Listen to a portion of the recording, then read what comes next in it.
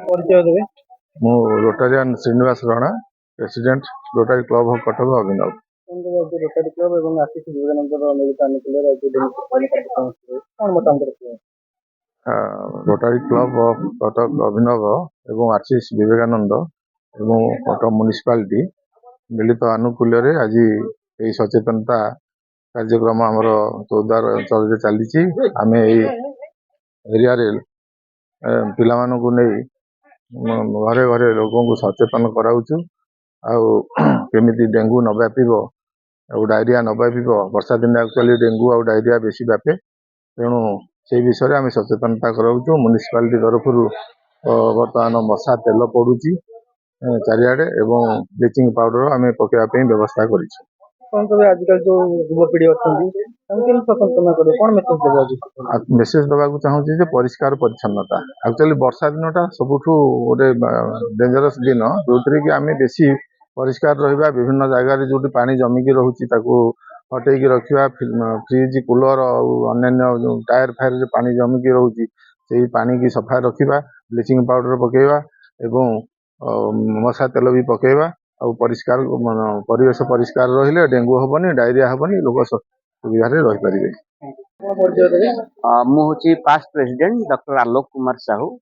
ଆଜି Rotary club Cuttack ଅଭିନବ ଏବଂ ଆରସିସି ବିବେକାନନ୍ଦର ମିଳିତ ସହଯୋଗରେ ଆଜି ଆମେ ଗୋଟେ ଡେଙ୍ଗୁ ଆଉ ମ୍ୟାଲେରିଆ ସଚେତନତା କାର୍ଯ୍ୟକ୍ରମ କରୁଛୁ ଆମର ସରସ୍ୱତୀ ବିଦ୍ୟା ମନ୍ଦିର ପିଲାମାନଙ୍କୁ ନେଇକିରି, ଯୋଉଟା କି ଚୌଦ୍ୱାର ଗାଁ ଭିତରେ ଏଇଟା ଆମେ ଲୋକଙ୍କୁ ସଚେତନ କରାଉଛୁ। ଆପଣ ମାନେ ସମସ୍ତେ ଜାଣନ୍ତି ବର୍ତ୍ତମାନ ଯୋଉ ବନ୍ୟା ବାତ୍ୟା ହେଇଛି ବା ବର୍ଷାର ପ୍ରବଳ ମାତ୍ରାରେ ଆମର ବର୍ତ୍ତମାନ ପରିବେଶ ପୁରା ସନ୍ତୁଳିତ ଅବସ୍ଥାରେ ରହିଛି। ତେଣୁ ପରିବେଶକୁ ସୁରକ୍ଷା କରିବା ପାଇଁ ଏବଂ ଆମର ଯେତେ ଜାଗାରେ ଆପଣମାନେ ଦେଖୁଛନ୍ତି ପରିଷ୍କାର ପରିଚ୍ଛନ୍ନ ବହୁତ ଅଭାବ ରହିଛି, ତେଣୁ ତାକୁ ଇଏ କରିବା ପାଇଁ ଆମେ ଗୋଟେ ସଚେତନତା ରାଲି ମଧ୍ୟ ଏଠି ପିଲାମାନଙ୍କ ଦ୍ୱାରା କରୁଛୁ ଏବଂ ଗୋଟେ ବାର୍ତ୍ତା ଦଉଛୁ ଯେ କିଭଳି ଲୋକମାନେ ସଚେତନତା ହେଇକରି ଡେଙ୍ଗୁ ଏବଂ ମ୍ୟାଲେରିଆକୁ ଲୋକମାନେ ପ୍ରତିଷେଧକ ତାର କରିପାରିବେ। କାରଣ ଡେଙ୍ଗୁ ଆଉ ମ୍ୟାଲେରିଆ ଦିଟା ହଉଛି ବଡ ରୋଗ ଯୋଉଟାକୁ କହୁଛନ୍ତି, ଯାହାକୁ ଆପଣଙ୍କୁ ସ୍ଲୋଲି ସେଟା ଲୋକମାନଙ୍କୁ ଆଫେକ୍ଟ କରେ। ତେଣୁ ତା ପାଇଁ ପରିବେଶକୁ କେମିତି ସୁରକ୍ଷା ରଖିବା ଏବଂ ହାତ ଗୋଡ ପରିଷ୍କାର ରଖିବା, ଆମେ ଯୋଉ ଜାଗାରେ ବସବାସ କରୁଛେ ତାକୁ କେମିତି ସଫାସୁତୁରା କରିବା ଏବଂ ନଳା ନର୍ଦ୍ଦମା ଜାଗାରେ ଆମେ କେମିତି, ଆଜି ମଧ୍ୟ କ୍ଲବ ତରଫରୁ ଆମେ DDT ସ୍ପ୍ରେ କରୁଛୁ ଏବଂ ମାଇ ଏନଫୋଲିସ୍ ମଶା ଯଦି କାମୁଡୁଛି ତାକୁ କେମିତି ରକ୍ଷା କରିବା ପାଇଁ ଲୋକମାନଙ୍କୁ ସଚେତନ କରାଇବା ପିଲାମାନଙ୍କ ମଧ୍ୟରେ। କାରଣ ପିଲାମାନଙ୍କ ମଧ୍ୟରେ ଯଦି ଆମେ ସଚେତନତା କରିପାରିବା ନିଶ୍ଚିନ୍ତ ଭାବେ ଏହାର ଗୋଟେ ପରଫେକ୍ଟ ଇମ୍ପାକ୍ଟ ସମାଜ ପ୍ରତି ପଡିବ। ମାନସ କୁମାର ସାହୁ, ଆଶିଷ ବିବେକାନନ୍ଦର ସଭାପତି।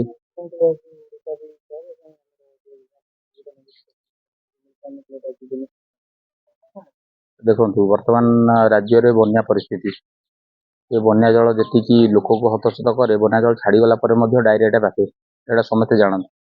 ଡାଇରିଆର ଉପଚାର ପାଇଁକା ଏଇଟା ସମ୍ପୂର୍ଣ୍ଣ ଭାବେ ଆମର ଏଇଟା ବିରୁପାକୁଳ ଗ୍ରାମ, ଚୌଦ୍ୱାର ଗ୍ରାମ, ଏଠାରେ ମଧ୍ୟ ବର୍ଷା ଜଳ ନିଷ୍କାସିତ ନ ହୋଇକିନା ଯୋଉଭଳି ଅସୁବିଧା ରହୁଛି, ପୌରପାଳିକାର ସବୁ ଡ୍ରେନେଜ ବି ସଫା ଠିକ ସେ ଭାବରେ ହଉନି।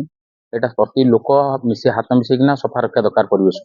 ପରିବେଶ ଯଦି ଆମେ ସଫା ରଖିବା, ତେଣୁକରି ଆମକୁ କୌଣସି ପ୍ରକାର ମାରାତ୍ମକ ରୋଗ ହବ ନାହିଁ। ଏଇଟା ଆମେ ଗୋଟେ ଯୁବପିଢି ସମସ୍ତଙ୍କୁ, ଗ୍ରାମାଞ୍ଚଳ ସମସ୍ତଙ୍କୁ ଆୱାରନେସ କାର୍ଯ୍ୟକ୍ରମ କରୁଛୁ, ଯୋଉଟା ଆମେ ଯୋଉ ଦୈନନ୍ଦିନ ଜୀବନରେ ଆମେ ଯୋଉ ୟୁଜ ଆଣ୍ଡ ଥ୍ରୋ ପ୍ଲେଟରେ ଆମେ ଖାଉଛୁ ତାକୁ ପକେଇ ଦଉଛୁ, ଠୋଲା କିମ୍ବା ପ୍ଲାଷ୍ଟିକ ଗ୍ଲାସ କିମ୍ବା ପଇଡ କି କଣ, ବର୍ଷା ଜଳ ଭିତରେ ପାଣି ପଡିକିନା ରହିଯିବ 2 ରୁ 3 ଦିନ, ସେଇଠୁ ହିଁ ଡେଙ୍ଗୁଟା ଜନ୍ମ ନବ। ତେଣୁକରି ଜଳଟାକୁ ଯୋଉଠି ଦେଖୁଛନ୍ତି ନିଷ୍କାସିତ କରନ୍ତୁ। ବା ଟାୟାର ରହୁଛି, ଯୋଉ ଭଙ୍ଗା ଟାୟାର ରହୁ, ଟିଣ ରହୁ, ଯାହା ରହୁ, ପାଣି ରହିଲା ମାନେ 2 ରୁ 3 ଦିନ ସେଠୁ ହିଁ ଡେଙ୍ଗୁଟା ହିଁ ଉତ୍ପାଦନ ହବ। ଆମେ ଗୋଟେ ଛୋଟିଆ ଲିଫଲେଟ ମଧ୍ୟ କରିଛୁ, ତା ଦେହରେ ମଧ୍ୟ ଲୋକଙ୍କୁ ମଧ୍ୟ ଆୱାରନେସ କାର୍ଯ୍ୟକ୍ରମ ଦଉଛୁ, ଓଡିଆରେ ଲେଖାଯାଇଛି। ତାଦ୍ୱାରା ଲୋକ ନିଶ୍ଚିତ ଭାବେ ସଚେତନ ହେବେ ବୋଲି ବିଶ୍ୱାସ।